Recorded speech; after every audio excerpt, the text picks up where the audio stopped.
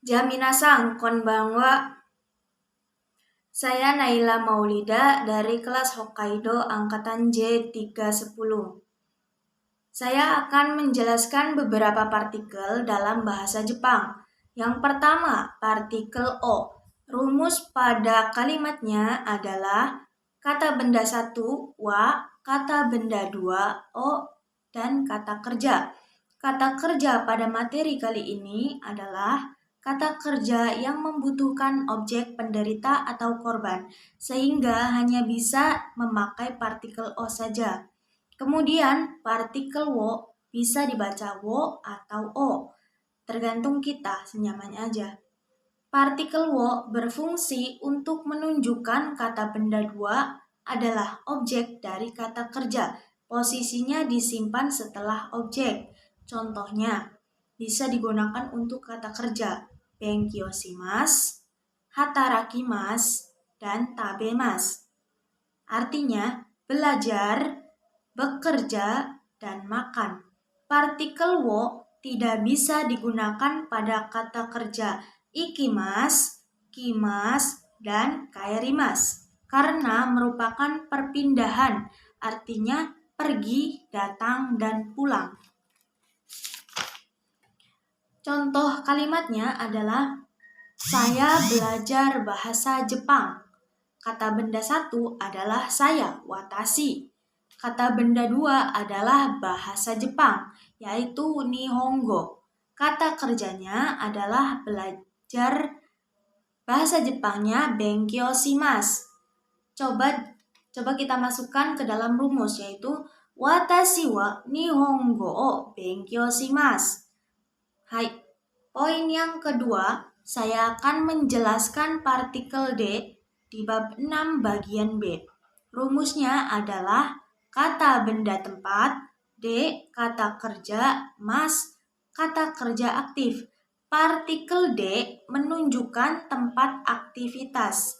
Contohnya, saudara Pamela belajar di sekolah. Di sini saudara Pamela sebagai subjek yang diikuti kata wa. Setelah subjek, kita langsung ke belakang kalimat, yaitu sekolah. Sekolah di sini sebagai kata benda tempat yang diikuti partikel D. Setelah partikel D langsung ke kata kerja, yaitu belajar. Jika semuanya digabungin dalam bahasa Jepang, yaitu Pamela-san wa gakkou de benkyoshimasu.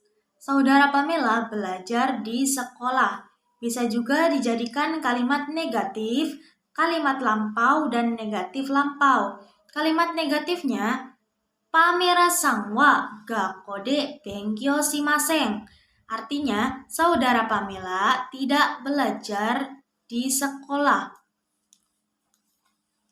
Kata kerjanya diganti maseng, yang tadinya benkyoshimasu jadi benkyoshimasen. Hai, selanjutnya kalimat lampau. Kalimat lampau tinggal mengganti kata kerja yang tadinya mas jadi masta.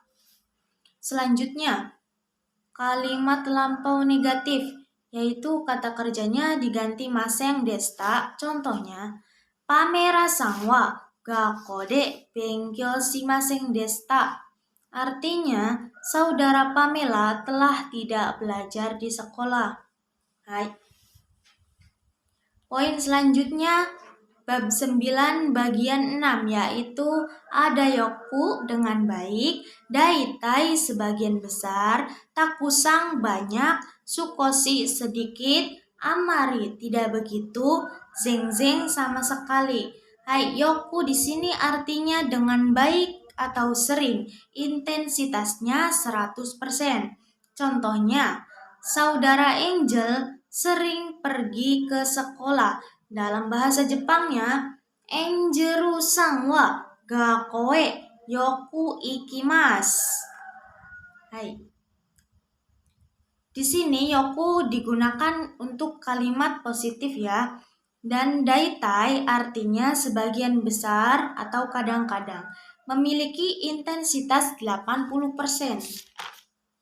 Contohnya, saya kadang-kadang minum jus. Bahasa Jepangnya, Watashi wa jusu o daitai nomimasu.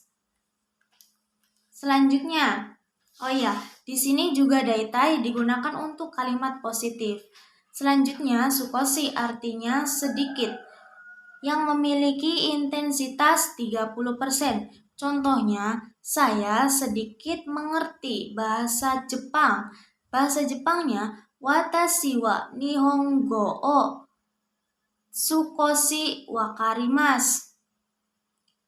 Nah, di sini yoko, daitai, sukoshi, arimas, dan zengzeng dibagi menjadi dua. Menggunakan yoku, daitai, sukoshi menggunakan kalimat positif. Dan amari, zengzeng menggunakan kalimat negatif. Amari artinya tidak begitu dan memiliki intensitas 30%. Contohnya, saya tidak begitu paham bahasa Jepang. Bahasa Jepangnya, watashi wa nihongo o amari wakarimasen. Nah, di sini amari menggunakan kalimat negatif. Di belakangnya pakai masen ya. Selanjutnya, zengzeng artinya sama sekali yang memiliki intensitas 0%. Contohnya, saya sama sekali tidak paham bahasa Jepang. Bahasa Jepangnya, watashi wa nihongo o zengzeng wakarimasen.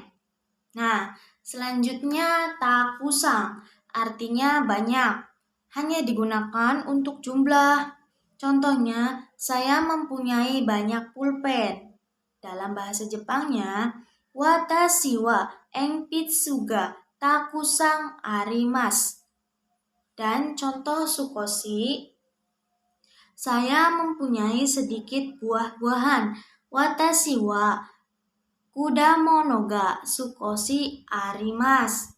Di sini juga dibagi menjadi dua. Takusang dan sukoshi menjadi kalimat positif, amari dan zengzeng menjadi kalimat negatif. Contoh, amari, saya tidak begitu mempunyai buah-buahan. Bahasa Jepangnya, watashi wa kudamono ga amari arimasen.